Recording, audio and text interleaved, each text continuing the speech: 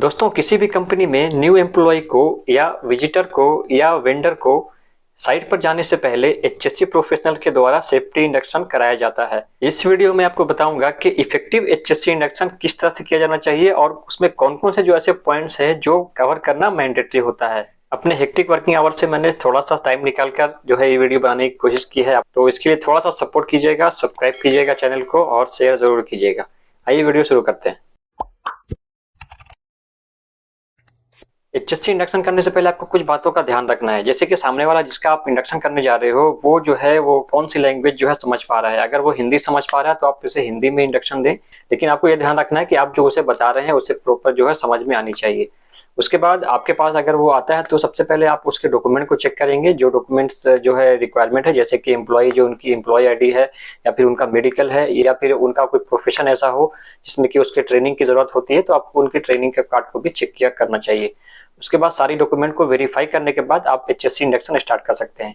अब मैं आपको बताता हूं कि एचएससी इंडक्शन में जो है वो क्या क्या पॉइंट आपको जो है बताना है, क्या क्या पॉइंट को कवर करना है। सबसे पहली बात है कि आपको एचएससी इंडक्शन जो है ना वो विजुअल जो है करना चाहिए।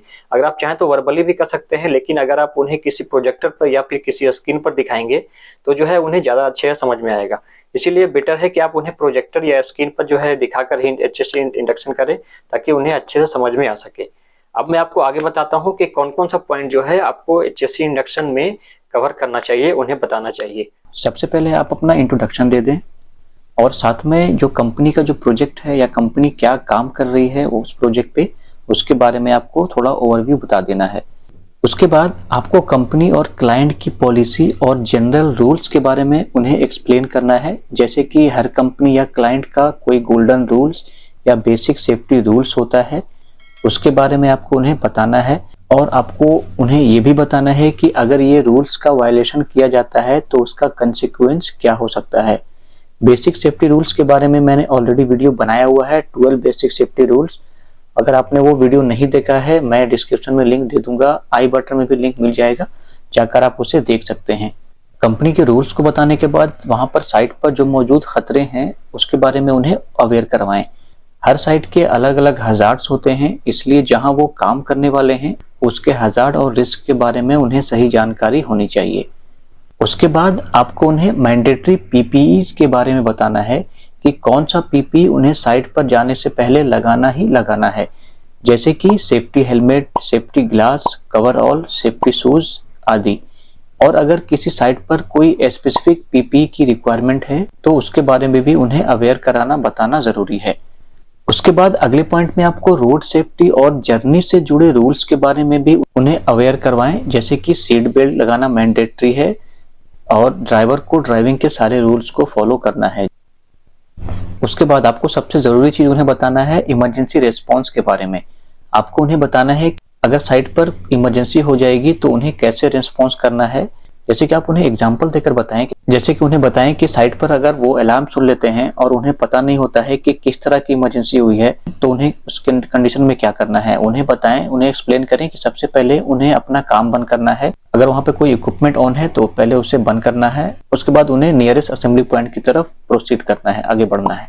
और उन्हें ये भी बताएं कि अगर कोई सीवियर इमरजेंसी हो जाती है, जैसे कि कोई मेडिकल इमरजेंसी है या कोई ऐसी इंजरी हो जाती है, तो इस तरह के इमरजेंसी के केस में वहां के इमरजेंसी नंबर के बारे में जरूर बताएं और उन्हें याद रखने के लिए बोलें कि ये इमरजेंसी में आपको जो है इस तरह की इमरजेंसी में आपको इस नंबर पे कॉल करना है। और उन्हें कॉल पे क्या बताना चाहिए इसके बारे में आपको उन्हें बताना है। इमरजेंसी रिस्पॉन्स के बारे में बताने के बाद आपको इंसिडेंट रिपोर्टिंग के बारे में उन्हें बताएं कि अगर किसी प्रकार का कोई इंसिडेंट या नियर मिस अगर साइट पर हो जाता है तो उन्हें उसे छुपाना नहीं है, उन्हें मस्ट रिपोर्ट करना है, रिपोर्ट जरूर करना है। उन्हें इनकरेज करें रिपोर्ट करने के लिए।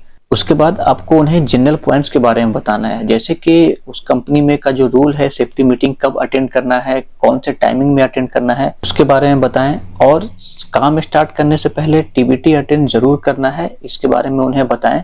साथ साथ साइट पर हाउसकीपिंग को बराबर मेंटेन करके रखना है साइट पर, ये भी उन्हें जरूर बताएं।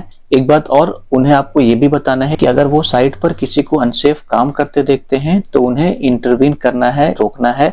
बोलना है कि ये जो अनसेफ काम है, इससे उन्हें ये नुकसान हो सकता है, उन्हें रोकना है, और सही काम क्या है, जो सही प्रोसेस है उन्हें जो है उन्हें फॉलो करवाना है, उन्हें बताना है।